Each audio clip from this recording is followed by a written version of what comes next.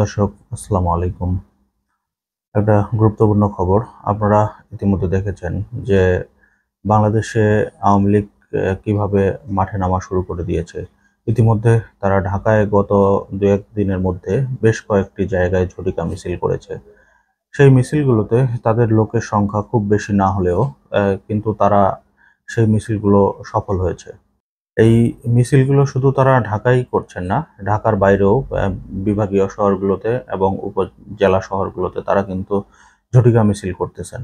যদিও ১০, ১৫, ২০ জন বা ৪০ জনের সমাগম হচ্ছে, কিন্তু তারা কিন্তু এই কাজগুলো পরিচালনা করছেন এবং এভাবেই হয়তো আস্তে, আস্তে তাদের কার্যক্রমগুলো আরো বৃহৎ আকার ধারণ করবে।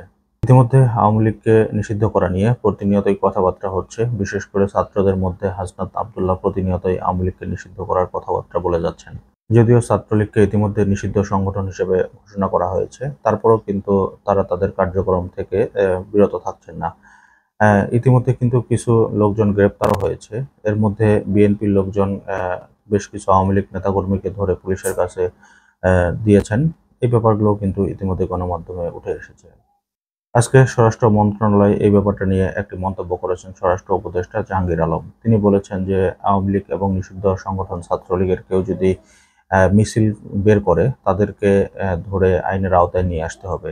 তিনি সরাসরি এই কথাটাই বলেছেন এবং এটাও বলেছেন যে পুলিশের মধ্যে কেউ যদি তাদেরকে না ধরতে পারে বা এই মিছিলগুলো প্রতিহত করতে না পারে, তাহলে পুলিশের বিরুদ্ধেও কিন্তু তিনি কঠোর ব্যবস্থা নিবেন।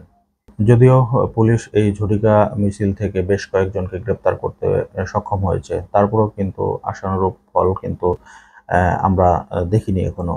তো সেজন্যই কিন্তু স্বরাষ্ট্র উপদেষ্টা স্পষ্ট ভাষায় জানিয়ে দিয়েছেন যে কেউ যদি মিছিল করতে নামে বা অস্থিতিশীল করার চিন্তাভাবনা করে, তাদেরকে যত দ্রুত সম্ভব তাদেরকে ধরতে হবে এবং তাদেরকে আইনের আওতায় নিয়ে আসতে হবে। এবং পুলিশ সম্পর্কে তিনি এটাও বলেছেন। ইতিমধ্যে আপনারা জানেন যে পুলিশের মধ্যে অনেক আওয়ামী লীগের দোসর রয়েছে এখনো। তো পুলিশ সম্পর্কে তিনি বলেছেন যে পুলিশের কেউ যদি এই ব্যাপারগুলোতে হস্তক্ষেপ করে বা এই ব্যাপারগুলোতে কোনো কারচুপি করে, তাহলে কিন্তু সেই পুলিশের ব্যাপারেও কঠোর ব্যবস্থা নেওয়া হবে। অবশ্য তিনি পুলিশ সম্পর্কে আরো বেশ কিছু পজিটিভ মন্তব্যও করেছেন। তিনি বলেছেন যে ৫ই আগস্ট হাসিনা পালানোর পর পুলিশ একবারে অকেজো হয়ে গিয়েছিল। সেই পুলিশ বাহিনী কিন্তু ধীরে, ধীরে কাজে ফেরা শুরু করে দিয়েছে। ইতিমধ্যে কিন্তু পুলিশের কার্যক্রম দেখেও কিন্তু সেটা মনে হয়। কারণ এভাবে আর কতদিন তারা নিশ্চুপ থাকবে। তবে অনেকেই বলছেন যে পুলিশ ইতিমধ্যে বিএনপির কথা মতো কাজ করা শুরু করছে। এই ব্যাপারগুলো আ প্রতিনিয়তই ঘটবে। কারণ রাজনৈতিক দলের ছায়াতলেই পুলিশ কাজ করে সচরাচর। এই ব্যাপারগুলো কিন্তু প্রতিনিয়তই আমরা দেখেছি। এবারও ঠিক সেম কাজটাই করছেন তারা। তবে এই কাজটা তারা ভুল করছেন বলে আমি মনে করি। পুলিশের উচিত হবে এই রাজনৈতিক দলগুলোর সঙ্গ ত্যাগ করে জনগণের সাথে একাত্মতা ঘোষণা করা। তো দর্শক, এখন দেখার অপেক্ষায় স্বরাষ্ট্র উপদেষ্টা যে মন্তব্যগুলো করেছেন সেগুলো তিনি কতটুকু পালন করেন। তো আজকের মতো এই পর্যন্তই। আল্লাহ হাফেজ।